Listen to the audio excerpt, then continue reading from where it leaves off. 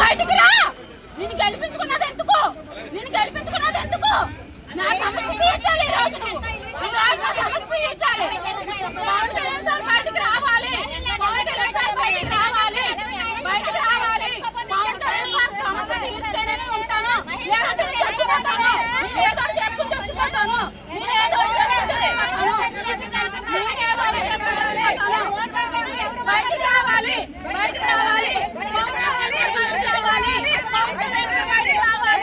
Deputy CM Pawan Kalyan గారు ఓట్లకు వచ్చేటప్పుడు ఏడు మహిళలు అందరినీ పెట్టుకుని వీళ్ళందరూ నా చెల్లెలు నా సోదరులని ఓట్లకి ఏడు మహిళలు అప్పుడు ఏమైపోయారు ఉన్నారో ఇప్పుడు ఏమైపోయారు దగ్గరకు వచ్చేటప్పటికి సమస్యలు తెలుసుకోవడానికి ఈ ఏడు మహిళలు కనపడతలేదు. ఈ ఏడు మహిళలు కనపడతలేదు. మహిళల సమస్యలు ఏమీ గుర్తుకు రావట్లేదు. కింద స్థాయికి వచ్చి ఓట్లప్పుడు తిరిగి ఓట్లు అడగడం కాదు, ఇప్పుడు కింద స్థాయికి వచ్చి మహిళల కష్టాలు ఏంటో తెలుసుకుని కష్టాలు పరిష్కరిస్తే అది గొప్పతనం. సీఎం గారు గొప్పతనం, సీఎం గారిదైనా డిప్యూటీ సీఎం గారిదైనా గొప్పతనం ఏంటంటే వేరే మహిళలు ఎక్కడున్నారో గుర్తించి మహిళల కష్టాలు ఏంటన్నది తెలుసుకోవాలి. అలాగే సమస్యలు ఏంటన్నది తెలుసుకుని ఏ మహిళకి ఏ సమస్యలు వచ్చినా తీర్తేనే అప్పుడే డిప్యూటీ సీఎం గారికి ఒక గౌరవం అంటూ ఉంటది. ఎప్పుడైతే మహిళలకి గౌరవం లేకుండా ఉంటారో గత ప్రభుత్వాలకి ఈ ప్రభుత్వానికి కూడా ఏ గౌరవం లేకుండా అనగబెట్టే పరిస్థితి మాత్రం తొందరలో వస్తుంది.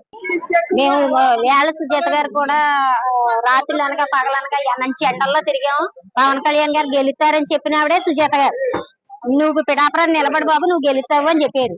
అతను నిలబడ్డారు. అక్కడి నుంచి మేము అంతా కలిసి భర్తలు గాని బిడ్డలు గాని చూసుకోకుండా బయలుదేరాం కదా. బయలుదేరి అవన్నీ తిరిగాం కదా. తిరిగినప్పుడు అతను వచ్చే సమయానికి మమ్మల్ని లోపలికి ఎన్వై చేయకపోతే మేమేం చేయాలని మాకు కొన్ని సమస్యలు ఉన్నాయి కదా. ఆ అబ్బాయి రావాలి గెలాలి మాకు అందరికీ సమస్యలు తీరాలి. ఎప్పుడు ఇంకా ఇతను ఎందుకు లేనేసుకుని మేము ఎలా తిరిగామండి. అర్ధరాత్రి అవరాత్రి పిల్లల్ని భర్తని అందరినీ వదిలేసుకుని వాళ్ళతో కూడా దెబ్బలాటలు తిని తిరిగినప్పుడు ఈ రోజు ఆయన గెలిచాక దగ్గరకు వచ్చేటప్పటికి కొత్త వాళ్ళు ఎవరో వచ్చి మీరు పండి మీకు సంబంధం లేదంటే అది పద్ధతి కాదు కదండి. మేము సార్ ద్వారా వెళ్ళడానికి అది పద్ధతి కాదండి. మేము మహిళా దూరంగానే తిరిగాం కనుక మహిళా దూరంగానే వెళ్ళాలి. మమ్మల్ని కొంచెం సమస్యలు ఉన్నాయి కదండి. మేము కూడా చాలా ఇబ్బందుల్లో ఉన్నాం. ఆయన వస్తే మాకు ఏదో సేవ చేస్తారన్నట్టుగానే కదా అర్ధరాత్రి అవరాత్రి లేకుండా గెలిపించాం. అలాంటప్పుడు మా సమస్యలు కూడా మేము చెప్పుకోవాలి కదా. పిల్లలుండి జాబులు లేక పిల్లలుండి చదువులు లేక కింద బాధపడతా ఉన్నాం కదా. మరి అవన్నీ అయినా చూడాలి కదా. మేము వెళ్తే చెప్పుకుంటాం కదా. మాకు ఆ బాబు రావాలి అనుకున్నప్పుడు సుజాత గారికి పేరే ఇవ్వలేదండి. ఆయన గెలుస్తాడు గెలిపిస్తామని తిరిగిన ఆవిడ పేరే ఇవ్వకుండా ఎవరెవరో కొత్త వాళ్ళు ఇచ్చేసుకుని మమ్మల్ని పక్కకు దోసిస్తే ఎలాగండి.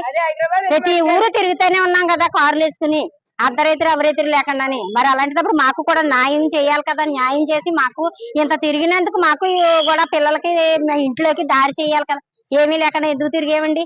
ఆయన గెలాలి ఏదో మనం కూడా సమస్యలు తీర్చుకోవాలి అన్నట్టుగా తిరిగినట్టు మహిళా వాళ్ళే పక్క దోసేసి కొత్త కొత్త వాళ్ళు అందరూ వచ్చి మమ్మల్ని ఇష్టం వచ్చినట్టు పోలీసులకు ఏంటేస్తున్నారు, అక్కడ ఉన్న వాళ్ళకి ఏంటేస్తున్నారు. ఏంటండి ఇది ఆయన దాకా వెళ్ళి కొంచెం మాకు న్యాయం చేయాలండి.